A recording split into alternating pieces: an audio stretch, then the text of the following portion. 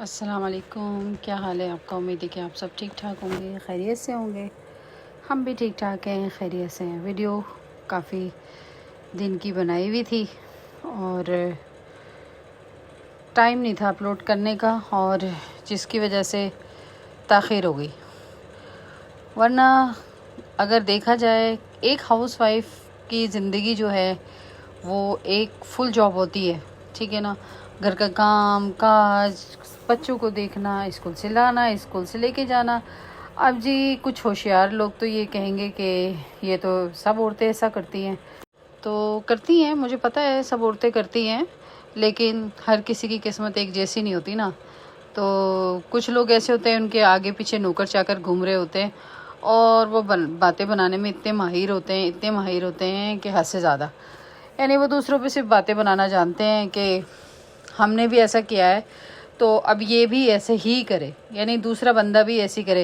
यानी जो जैसी लाइफ आपकी गुजरी है तो आप यही चाहेंगे कि जिनका अखलाक आला दर्जे का बहुत अच्छा होता है ना, तो वो यही चाहते हैं कि दूसरे जैसे उनकी ज़िंदगी गुजरी है ना, इतनी ही तकलीफ़ में और दूसरे की भी ज़िंदगी गुजरे, ठीक है ना।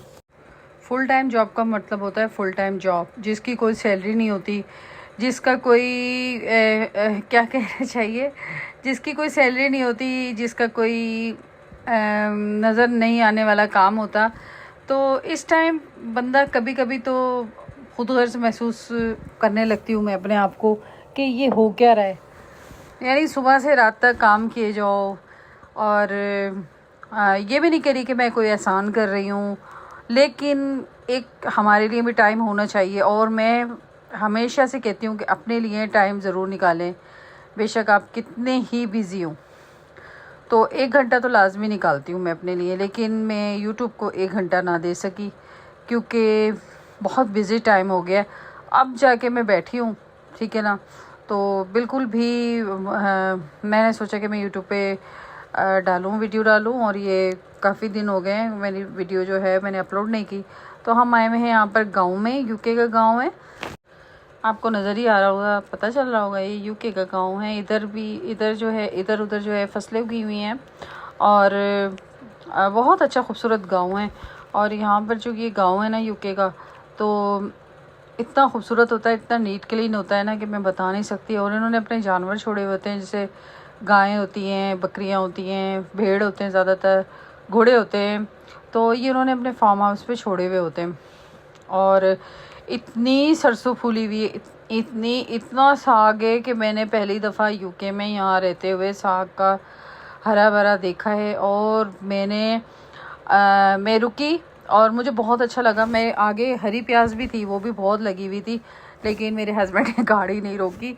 और जो है जब सरसों आई ना, तो मैंने हस्बैंड से कहा, मैंने कहा मैं ज़रा इसकी वीडियो बना लूँ। फिर मेरा दिल ललचा गया, तो मैंने थोड़ा सा साग लिया, और साग लेके मैंने फ़र्स्ट टाइम यहाँ पर यूके में साग तोड़ा अपने हाथों से।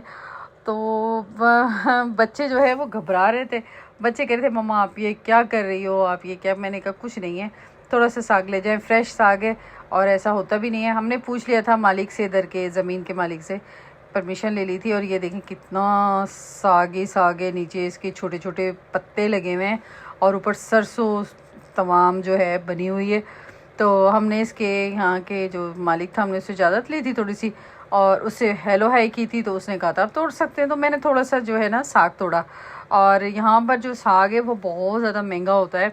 यानी उसकी एक जो गड्डी होती है, पतली सी गड्डी होती है, कोई इतनी मोटी नहीं होती, तो वो आती है 2 पाउंड या 250 की एक गड्डी मिलती है। तो मुझे तो तकरीबन 2-2.5 किलो जो है हेल्प भी की। और मुझे वो पत्ते, मैंने साग के पत्ते लिए, और मैंने अभी रात को मैंने काटा था, और अब जाके मैंने उसे बॉईल करने के लिए रखा है, क्योंकि मेरी हिम्मत ही नहीं हो रही थी उसे काटने की। सबसे पहले तो साग लेके तो बंदा आ जाता है, लेकिन इसको बनाना बहुत मुश्किल काम है। उसके लिए काफ़ी टाइम लगता है, जद्दोजहद होती है। तो वो जद्दोजहद अब हो चुकी है। उसके लिए एक और पालक भी लेके आई अलग से, हरी मिर्चें लेके आई, चीज़ें लाई ताकि वो बन जाए।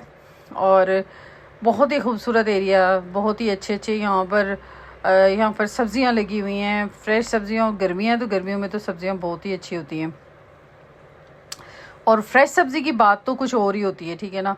तो मैंने कहा मैं पहली दफ़ा मुझे पंजाब की फ़ीलिंग आई यहाँ पर।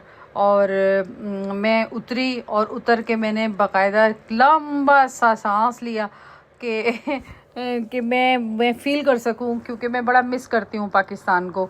और यहाँ पर बिल्कुल पंजाब वाली फ़ीलिंग आ रही थी कि हरा भरा जो चीज़ें थी और दरख्त थे, और इसके अलावा दरख्त तो होते ही हैं हरे भरे, लेकिन यहाँ पर जो फसलें खड़ी हुई थी ना, उसको देख के मैंने एक लंबा सांस लिया और मैंने थोड़ी सी देर के लिए आंखें बंद करके ऐसा महसूस किया कि मैं अपने मुल्क पाकिस्तान में हूँ, और हाँ, पाकिस्तान में हूँ और पंजाब में हूँ, क्योंकि हम तो हैं देसी लोग पंजाब के। मैं बहुत मिस करती हूँ कि कभी कभी इंसान को इस तरह जाना चाहिए, खेतों में खलियानों में, बच्चों को भी लेकर ख़ुद भी जाना चाहिए। तो हम लोग गए, बहुत अच्छा लगा, वेदर बहुत नाइस था।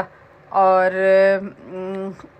इंतज़ार होता है हमें इस तरह के वेदर का, पूरे साल में इंतज़ार होता है। अब यकीन कीजिए, जब ये इस तरह का वेदर हो जाता है ना, तो बस दिल अंदर से खुश हो जाता है।